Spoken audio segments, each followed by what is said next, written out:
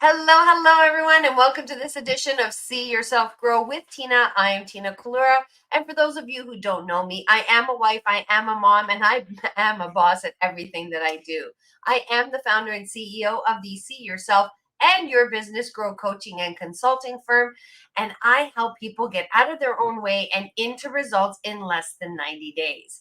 So today I want to talk to you about communication. So did you know that nearly 75% of communications that are received are interpretedly incorrect? Now, why is that? Well, strategies for building trust and credibility, they include being transparent, being reliable, being consistent, especially in your communication and in your behavior.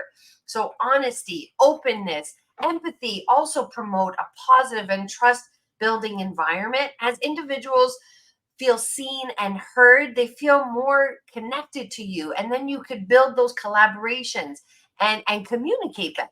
So the key difference between trust and credibility is that trust is based on character and intent, well, while credibility is based on evidence or track record over time. So for trust, it is essential that you and your followers, you build that trust, getting to know, like, and trust someone, right? So you might be thinking, how do I build credibility through communication?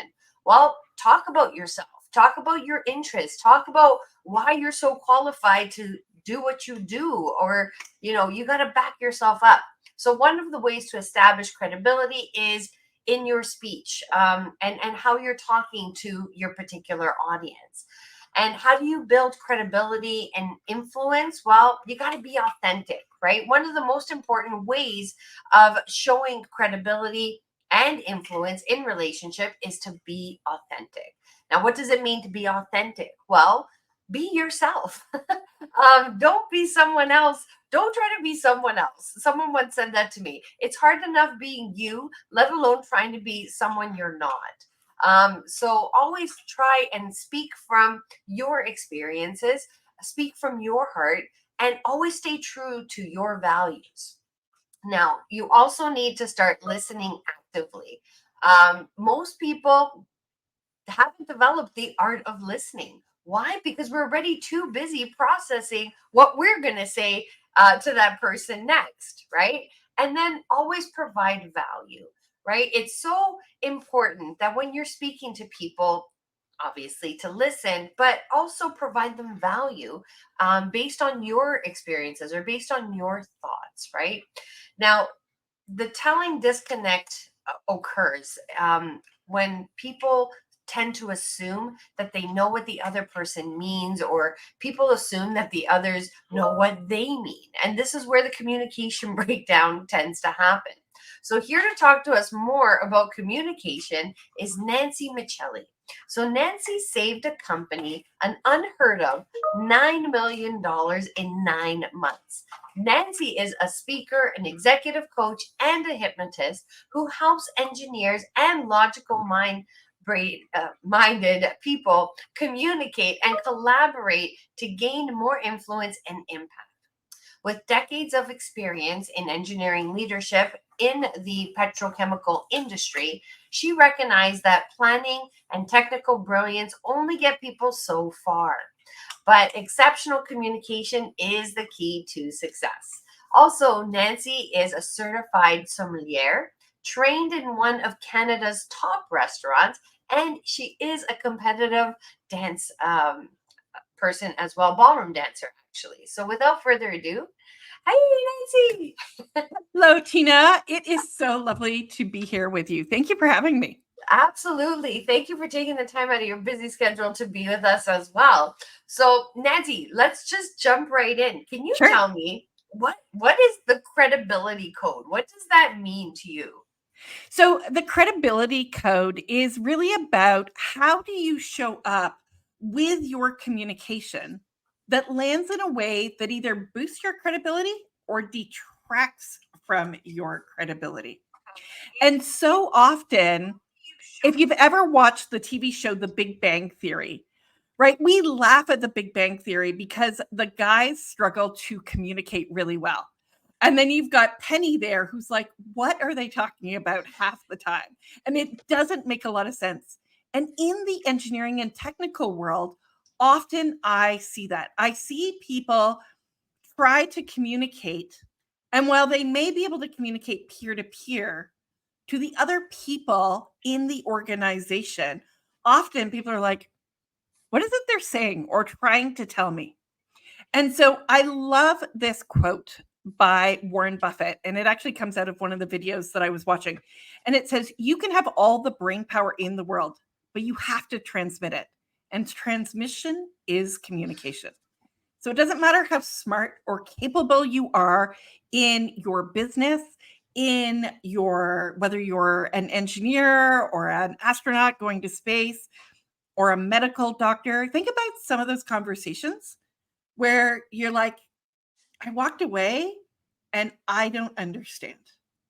Yeah. Or those conversations where somebody may get on their high horse and they are telling you, you must do it this way. And in the end, you just walk away feeling frustrated.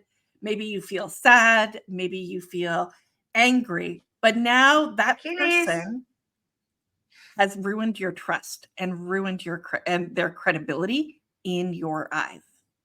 Oh, so true. It's so true. And yeah, I love that quote, Nancy. And, you know, it's not just the engineering world, it's the tech world, it's the project world, it's every industry that speaks their own language, right? Yes. And so many times we're like, okay, tell it to me like a fifth grader, or, you know, Exactly. help me understand, break it down for me.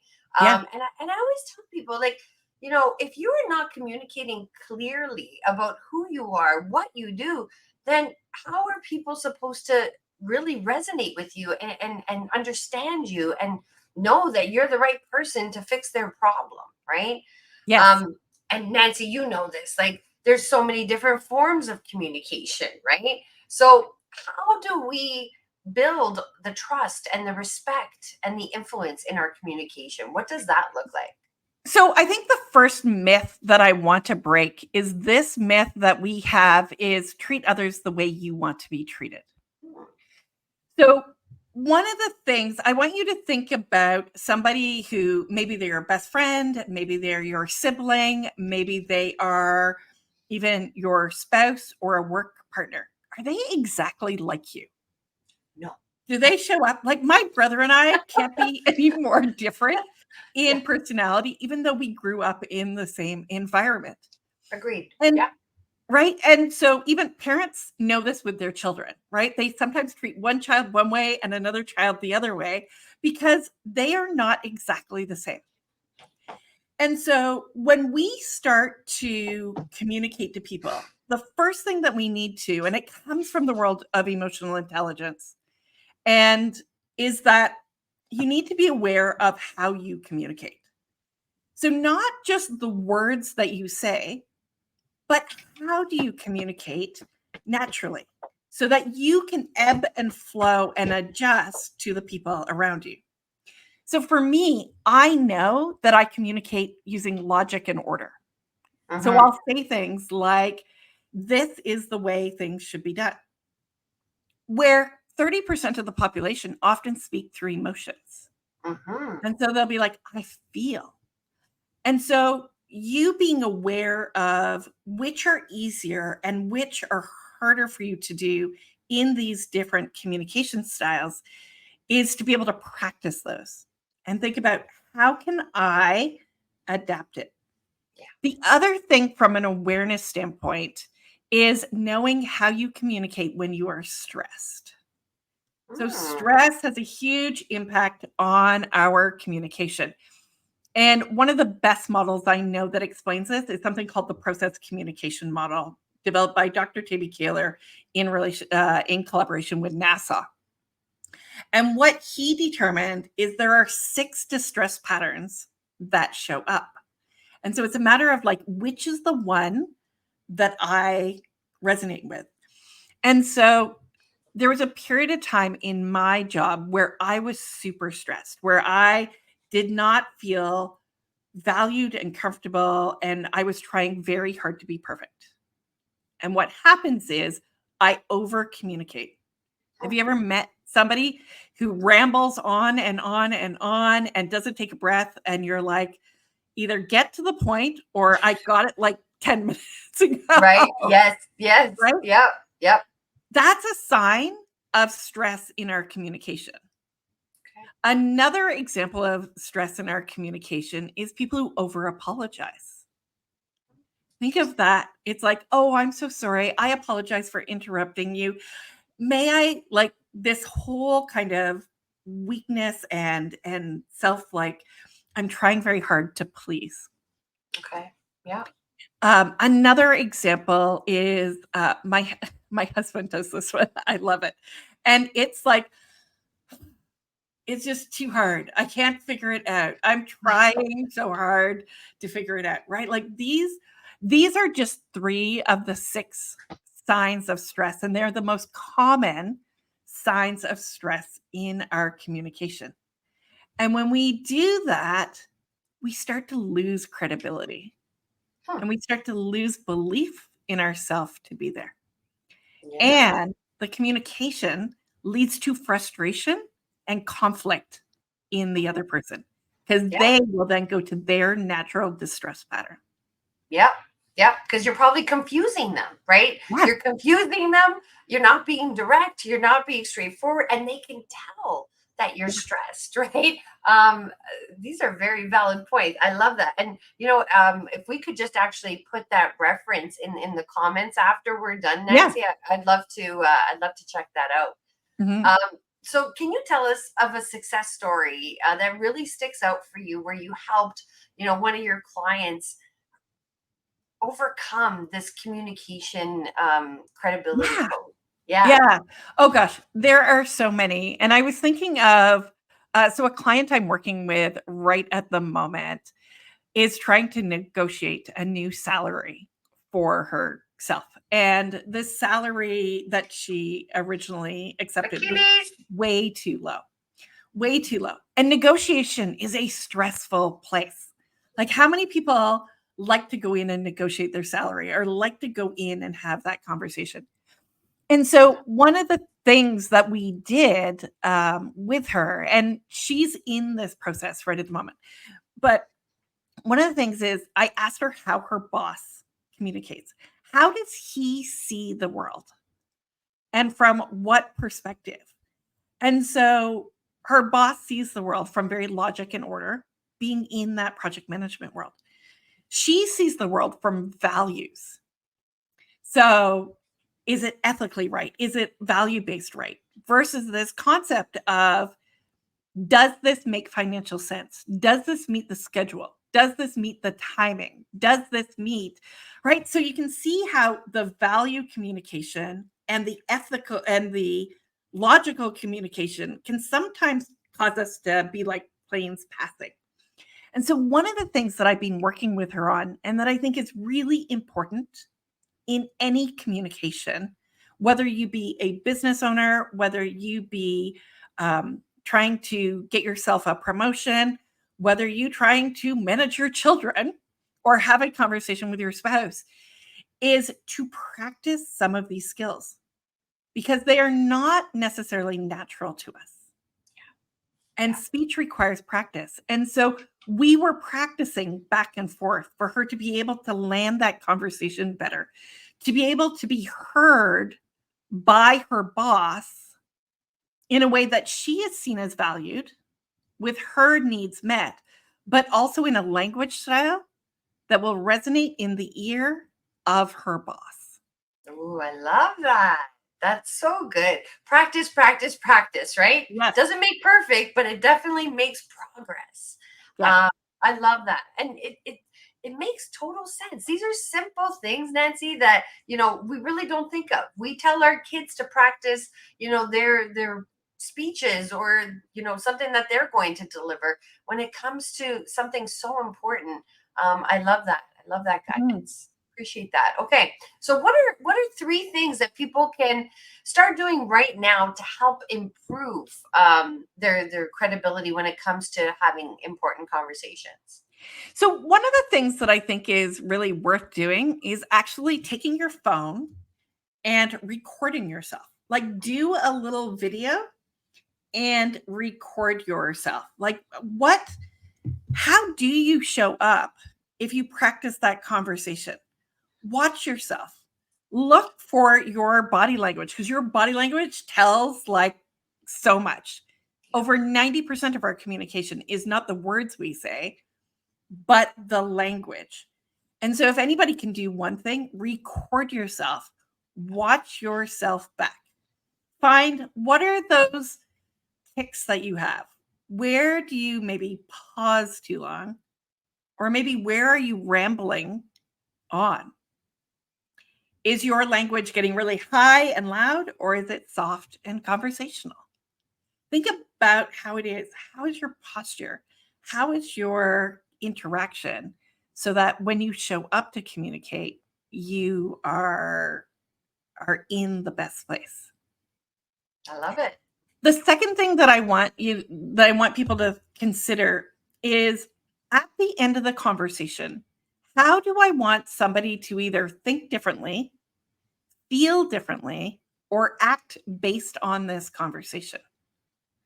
And think about it with them in mind. What is the reaction I'm trying to get? What is the move I am trying to get?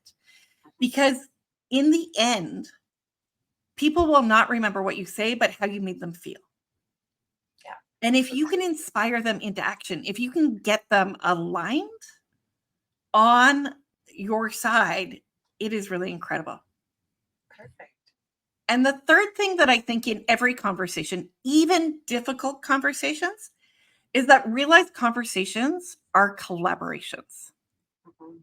And so it requires us not to talk as much, but really to ask more questions, get the other person's perspective, and allow us to digest it and show up with this exceptional desire to really make that conversation impactful, power, and that you are fully in it. I love that, Nancy, especially the last one, because I just had this conversation with my 10-year-old. I just actually coached her on how to be a good listener and how to be a good conversationalist. And that was one of the things I recommended to her. I'm like, ask more questions, seek to understand. Mhm. And that helps the other person feel like they're being heard, and it gives that other person the confidence that, hey, this person is really listening to me and she's interested in what I have to say. So I love that. Thank you.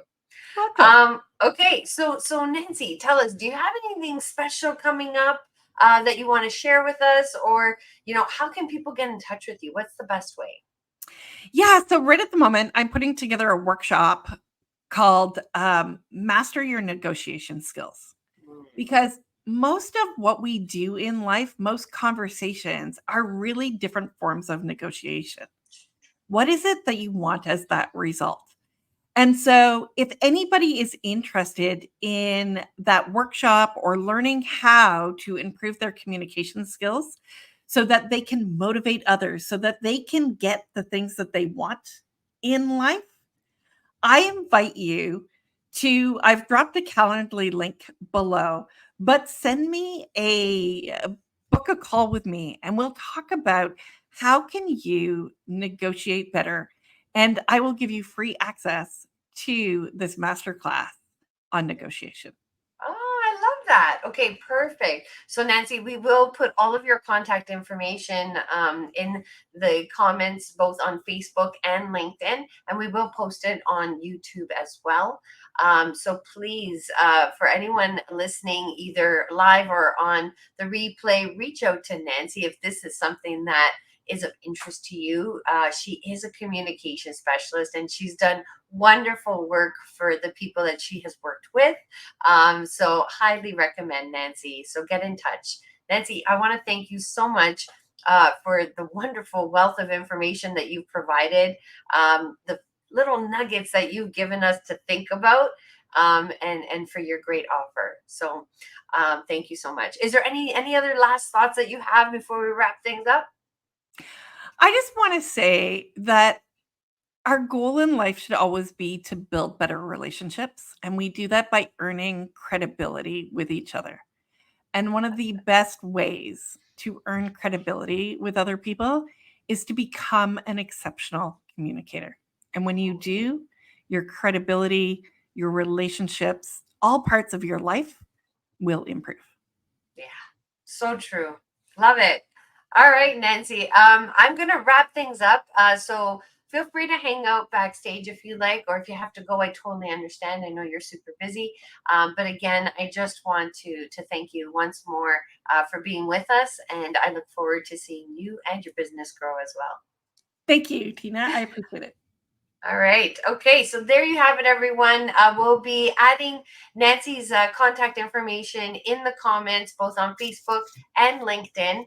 And please get in contact with her if negotiation, if communication is your thing, if it's something that you want to improve over the course of the next year. Nancy is definitely the person that you want to be reaching out to. So for me, I'm actually going to be launching a workshop called See Your Leads Grow. If you're anything like me, you took a break in the summer, and there's nothing wrong with that. But now it's time to get back to business. And, last week I had such an overwhelming feeling of, oh my goodness, what do I need to do, by when, and how? So I opened up a new whiteboard and I started writing down, what do I need to do for me personally, for the business? And I'm part of our parent school council, so I put that down as well. So I needed to make the list. And then I looked at the list. I'm like, okay, what are the things I need to do right now? What's the first, second, and third thing that I need to work on? And lead generation, if you're in business, it's something that is so important. So I want to share with you the top 6 marketing strategies on how to build your leads. I run master classes on how to generate 50 leads in 5 days. I've been doing it all year round, and it's time. It's that time again. So October 3rd is when I'm going to be having this workshop from 1 p.m. to 1:45. If that's something that interests you, I'm going to be putting the links in the comments below. And as always, I look forward to seeing you and your business grow. Enjoy the rest of your day, everyone. Make it a great one. Bye.